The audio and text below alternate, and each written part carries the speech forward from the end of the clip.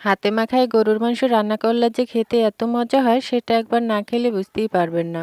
তো আজকে মাছ চাষিদের মতো একদম হাতে মাখায় গরুর মাংস রান্না করব। তো হ্যালো ফ্রেন্ডস, আসসালামু আলাইকুম। কেমন আছেন সবাই? আশা করি সবাই ভালো আছেন। আলহামদুলিল্লাহ আমিও ভালো আছি। তো আজকে একদম গ্রামীণ স্টাইলে মাছ চাষিদের মতো হাতে মাখায় গরুর মাংস রান্না করব। তো এখানে প্রায় 1.5 কেজির মতো গরুর মাংস নিয়ে নিচ্ছি। এরপর অনেকটা পরিমাণে দিয়ে দিলাম পেঁয়াজ কুচি। পেঁয়াজের পরিমাণটা একটু বাড়াই দিছি। এরপরে দিয়ে দিলাম গোটা গরম মশলা যেমন দারচিনি, এলাচ। এখন দিয়ে দিলাম বাটা মশলা যেমন আদা, রসুন, জিরা। এরপরে দিয়ে দিলাম হলুদের গুঁড়া, মরিচের গুঁড়া। এখানে হলুদ মরিচের গুঁড়া একটু কমাই দিবেন, তাহলে কালারটা সুন্দর আসবে। বিশেষ করে মরিচের গুঁড়োটা কমাই দিলে, হলুদের গুঁড়োটা একটু বাড়াই দিলে কালারটা সুন্দর আসে আর খেতেও ভালো লাগে। এরপর দিয়ে দিলাম পরিমাণ মতো লবণ। এখন দিয়ে দেবো সয়াবিন তেল। তো তেলের পরিমাণটাও আমি একটু বাড়াই দিয়েছি, কারণ এই মাংসটা একদমই চর্বি কম, তাই তেলের পরিমাণটা একটু বেশি দিলেই ভালো হবে। এরপরে খুব ভালোভাবে একটু সময় নিয়ে হাত দিয়ে মাখাই নিব। আসলে এর অরিজিনাল টেস্টই লুকিয়ে থাকে এভাবে হাত দিয়ে মাখানোর ভিতরে। যত সময় নিয়ে মাখানো যাবে ততই খেতে ভালো লাগবে। তো আমি আমার আম্মুকে দেখতাম সবসময় এভাবে হাত দিয়ে গরুর মাংস মাখাই রান্না করতো, খেতে খুবই মজা হতো। তো আমি আজকে তার মতো হাত দিয়ে মাখাই গরুর মাংস রান্না করব। আর এভাবে হাত দিয়ে গরুর মাংস মাখাই রান্না করলে খেতে আসলেই খুব মজা হয়। তো এ পর্যন্ত ভিডিওটা ভালো লাগলে চ্যানেলটা সাবস্ক্রাইব করে পাশে থাকবেন আর সুন্দর একটা কমেন্ট রেখে যাবেন, যাতে করে আপনাদের আইডিটা ঘুরে আসতে পারি। তো অবশেষে খুব ভালোভাবে মাখায় নিয়েছি। এখন অল্প একটু পানি দিয়ে দিলাম যাতে করে নিচে লেগে না যায়।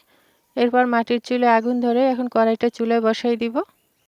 আর যারা গ্রামে থাকেন তারা অবশ্যই জানেন যে মাটির চুলায় রান্না করা তরকারি এমনিতেই খেতে খুব মজা হয়। তো কড়াইটা বসাই দিয়ে এখন খুব আলতোভাবে আমি মাংসটা একটু নেড়ে দিলাম যাতে করে নিচে লেগে না যায়। এভাবে খুব সময় নিয়ে মাংসটা কষাই নিব। তো অবশেষে দেখেন মাংসটা কিন্তু অনেকটাই কষানো হয়ে গেছে, কালারটাও চেঞ্জ হয়ে গেছে আর একদম তেল ছেড়ে দিয়েছে। এই পর্যায়ে আমি কয়েকটা আলু কেটে রাখছিলাম ছোট ছোট করে, সেই আলুগুলো দিয়ে দিব। আসলে গরুর মাংসের ভিতরে আলু দিলে খেতে খুবই ভালো লাগে আর বাচ্চারাও খেতে খুব পছন্দ করেন। তো এখন আমি কেটে রাখা আলুগুলো দিয়ে আবারও কিছুটা সময় খুব ভালোভাবে কষাই নিব।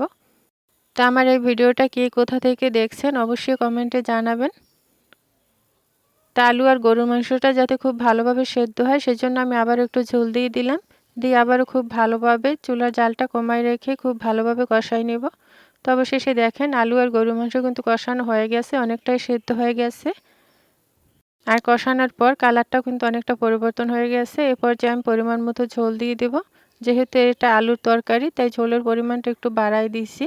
আসলে আলু দিয়ে যে কোনো তরকারি রান্না করলে ঝোলের পরিমাণটা একটু বেশি দিতে হয়, তা না হলে একদম শক্ত শক্ত হয়ে যায়, খেতে ভালো লাগে না। আর যেহেতু আজকে আমি এটা আলু দিয়ে ঝোল ঝোল রান্না করব সেজন্য ঝোলটা একটু বাড়াই দিয়েছি। এ পর্যায়ে কিছুক্ষণ জাল করে নেব, প্রায় 30 থেকে 35 মিনিটের মতো আমি জাল করে নিয়েছি। তো কে কে এভাবে হাতে মাখায় গরু মাংস রান্না করে খেতে পছন্দ করেন অবশ্যই জানাবেন। তো অবশেষে কিন্তু গরু মাংস রান্না করা হয়ে গেছে। দেখেন কালারটা কত সুন্দর আসছে আর খেতেও মাশাআল্লাহ অসম্ভব মজা ছিল।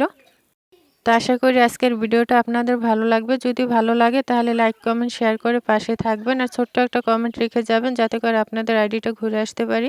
তো আজকের মতো এখানেই বিদায় নিচ্ছি। সবাই ভালো থাকবেন, সুস্থ থাকবেন। আল্লাহ হাফেজ।